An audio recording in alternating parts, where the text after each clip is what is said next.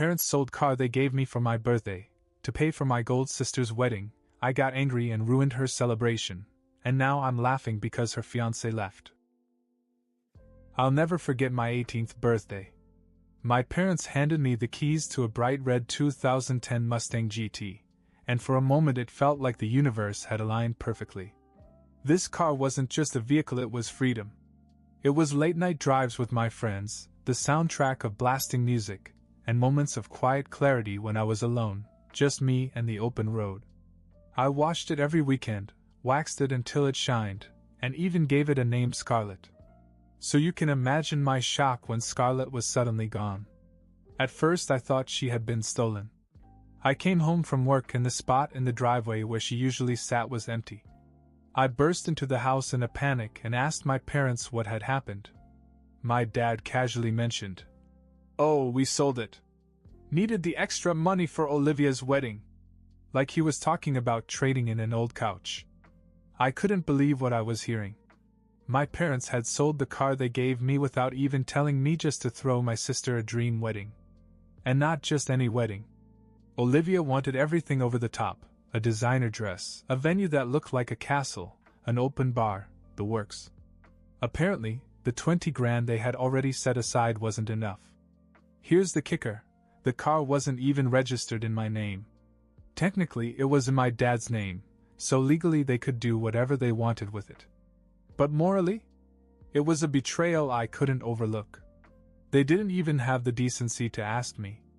I don't know if it was Olivia's constant whining about wanting a fairy tale wedding, or my parents' obsession with making sure their golden child was always happy, but they decided that my car was expendable. They didn't care what it meant to me or how it made me feel. That's when I realized something. They never cared about what I wanted. My whole life had been about Olivia. She got the best clothes, the most attention, the praise. I got whatever was left over. But this was too far. I didn't say anything right away. I just stared at my father, feeling this mixture of anger and betrayal boiling under the surface. He gave me a half-hearted apology about how it was for the family, and Olivia deserved this special day. But it didn't feel like an apology. It felt like he was trying to shut me up before I could say anything. I went to my room, slammed the door, and sat there stewing. They thought they could just take something that was mine and get away with it. They thought they could treat me like I didn't matter? No. They were about to find out how wrong they were. I spent the next few days trying to act normal. It wasn't easy. Every time I saw Olivia running around the house, all dizzy and glowing, I wanted to scream. She had no idea what my parents had done, or maybe she did and just didn't care. Either way, the sight of her made my blood boil. Of course, my parents were too busy fussing over the details of the wedding to notice how angry I was.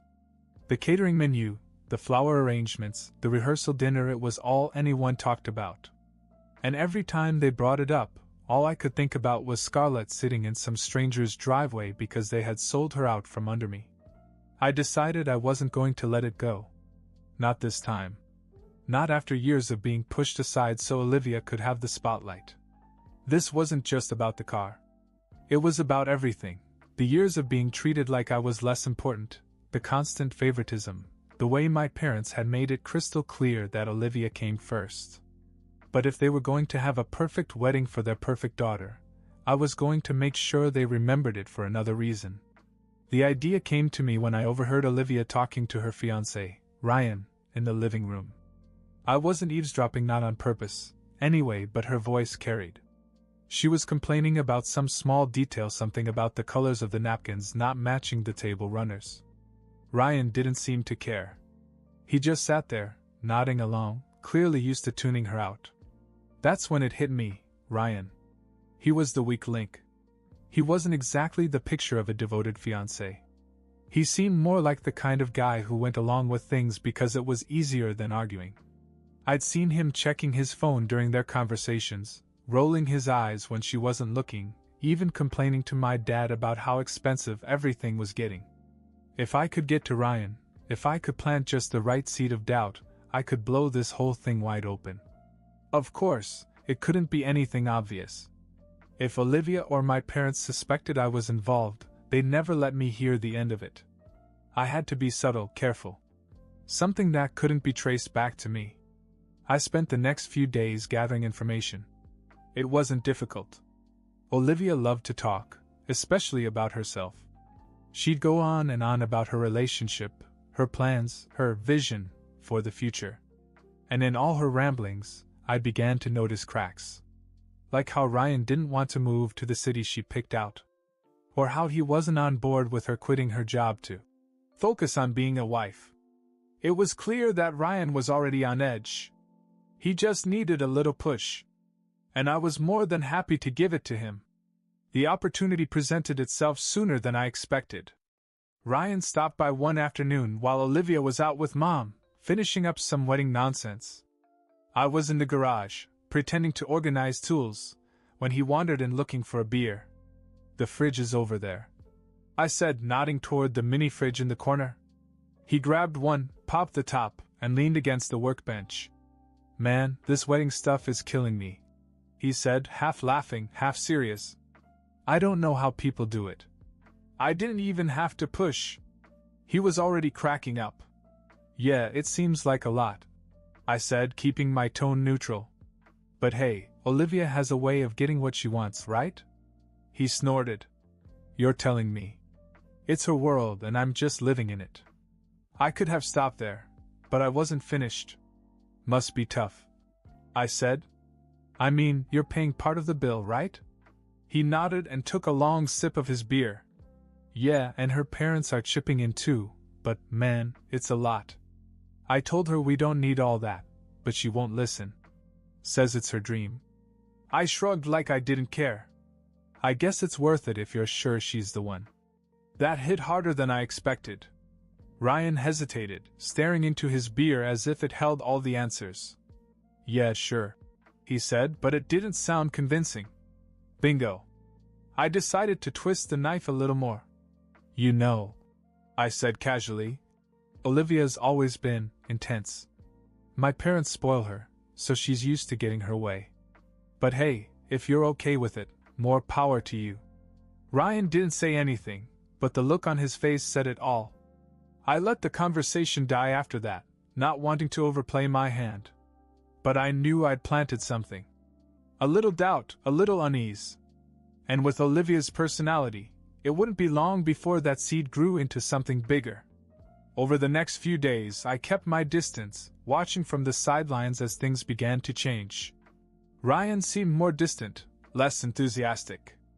Olivia noticed, of course, and began to press him on it. They argued a few times, loud enough that I could hear parts of it through the walls. Perfect. I didn't feel guilty. Not one bit. They sold my car like it was nothing.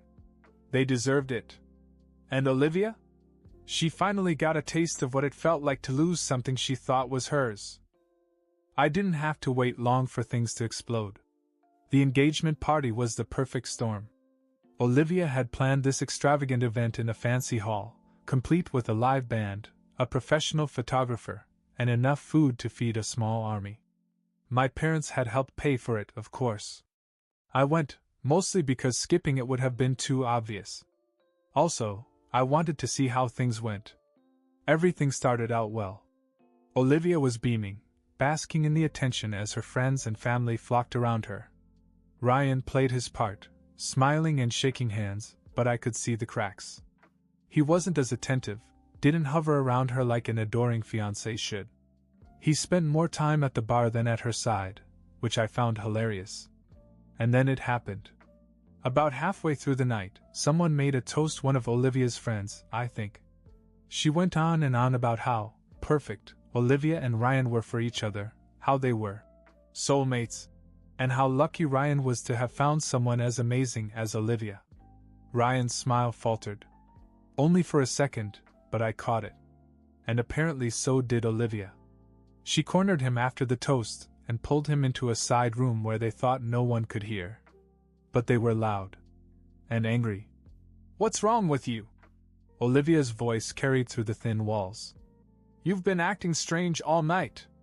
"I don't know, Olivia," Ryan shot back. Maybe it's because I'm drowning in all this wedding crap. You don't listen to me, you don't care what I want, it's always about you. The room fell silent. I could imagine Olivia's expression, shocked, maybe even a little frightened. But instead of backing down, she doubled down. That's not fair, she said, her voice rising again. I'm trying to make this day special for both of us. If you can't see that, maybe you're the one with the problem. I wasn't sure how things escalated from there, but the next thing I knew, Ryan stormed out of the room, grabbed his coat, and walked out the front door. Everyone froze for a moment. Olivia ran after him, but he didn't stop. He got into his car and drove away without looking back. The whispers began immediately. Guests exchanged awkward glances, unsure whether to leave or stay. My parents looked embarrassed, trying to calm Olivia as she stood there sobbing. I stayed out of sight, a smirk tugging at the corners of my mouth. The golden child's perfect night was officially ruined. Later, I found out from one of Ryan's friends that he'd called off the wedding that very night. He said he couldn't deal with Olivia's selfishness and inflated expectations. It was over, and I couldn't have been happier. The aftermath was glorious in a twisted kind of way. Olivia was heartbroken. She spent the next few days alternating between sobbing in her room and ranting about how Ryan had humiliated her.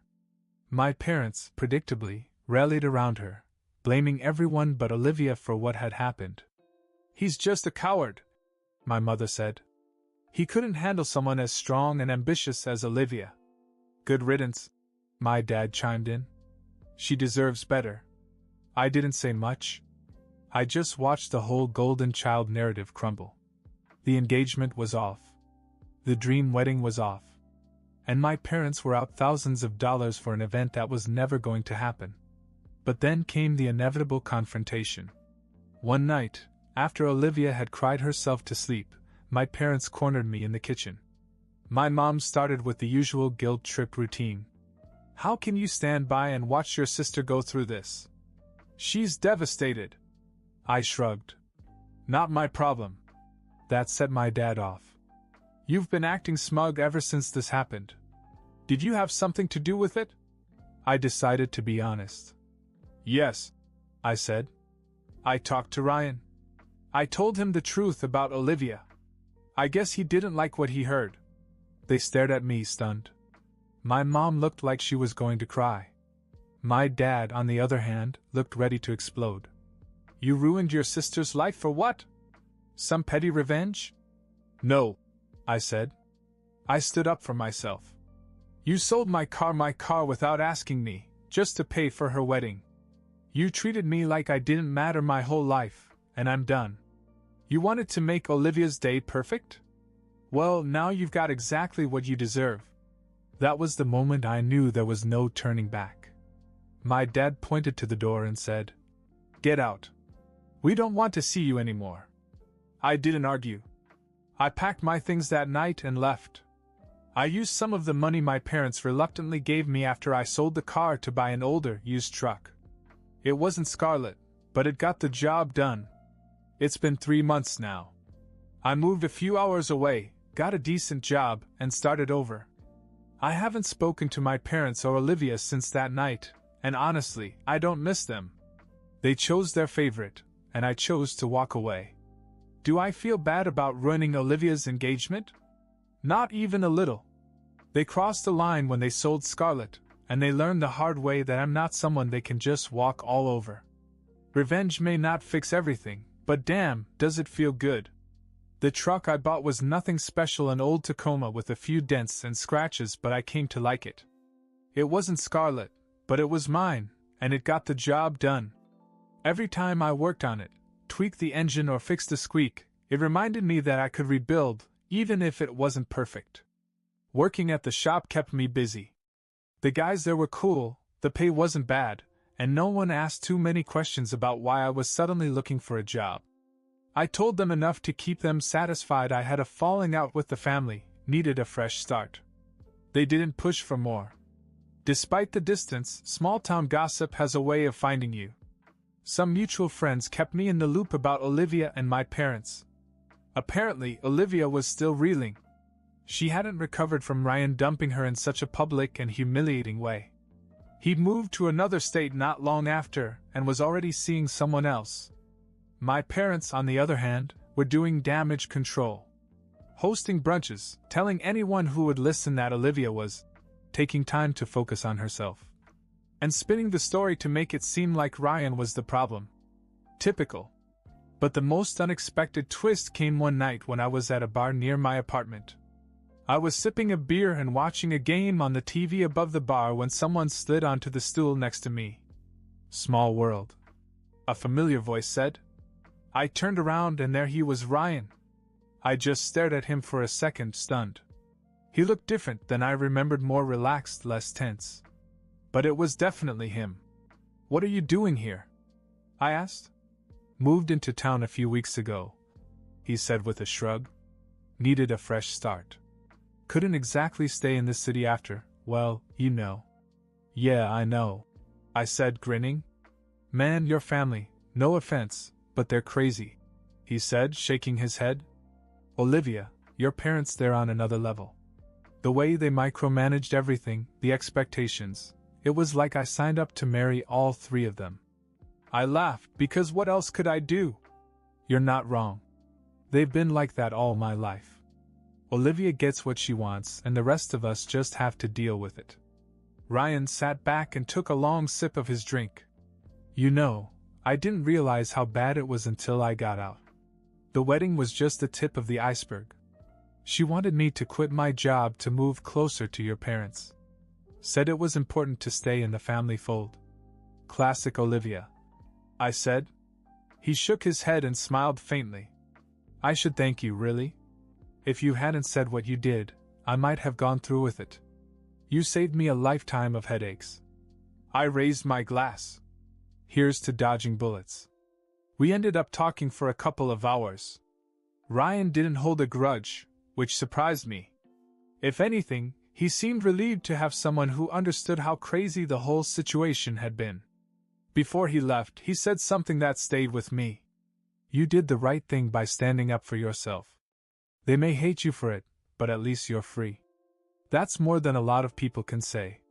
It was strange to hear him say that, but it felt good. For the first time, I didn't just feel vindicated, I felt validated. When Ryan left the bar, I sat there for a while, finishing my drink and thinking about everything he'd said. Maybe I'd lost my family in the process, but I'd gained something else, peace. And frankly, I wouldn't trade that for anything. A few weeks after I met Ryan, I heard that Olivia had a new boyfriend. His name was Brandon, some corporate type with a good salary and a fancy apartment in the city. My parents were thrilled, of course, already calling him a much better fit than Ryan. I didn't know the guy, but I couldn't help but feel a little sorry for him. He had no idea what he was getting himself into. By the sound of it, he was smitten. Olivia could be charming when she wanted to be, and I was sure she'd pulled out all the stops. Still, I couldn't see it lasting. Some people had to learn the hard way. Brandon would find out soon enough.